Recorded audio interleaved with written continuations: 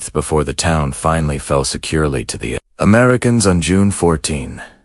The fall of Counterattacks linked the Utah and Omaha beachheads. The American position in Normandy was now secure, and Fondate's elite paratroopers had been pushed back by men who had been in combat for less than a week. The German 7th Army kept detailed records of the Normandy campaign. These records included after-action reports, intelligence summaries, and the personal observations of officers at all levels of command. These documents reveal a military organization struggling to understand an enemy that did not behave as expected. German intelligence officers compiled analyses of American tactics. They studied capturer documents. They interrogated prisoners. They tried to find patterns that would allow them to predict American behavior.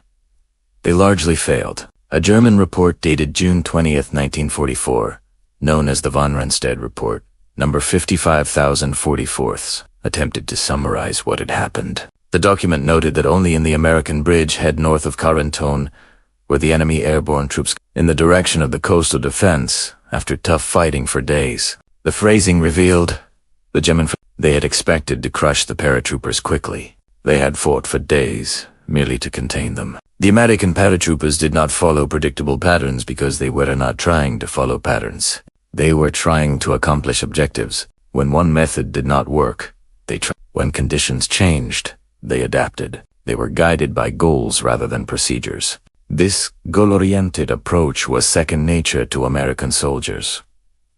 It was how they had been raised. American culture in the 1930s and 40s emphasized practical problem solving. The men who became paratroopers had grown up tinkering with machines, improvising solutions, figuring things out for themselves. They brought this mentality to warfare, and it drove their German opponents to distraction. Certain themes appear repeatedly in German documents when discussing American paratroopers. The word aggressive appears constantly. German officers noted that American paratroopers attacked when any reasonable assessment suggested they should defend. They took risks that seemed foolhardy.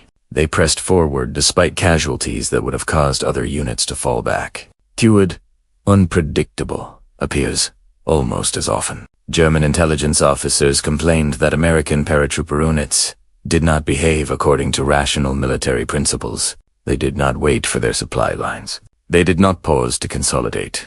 They did not seem to care that they were outnumbered or surrounded. Perhaps more significantly, the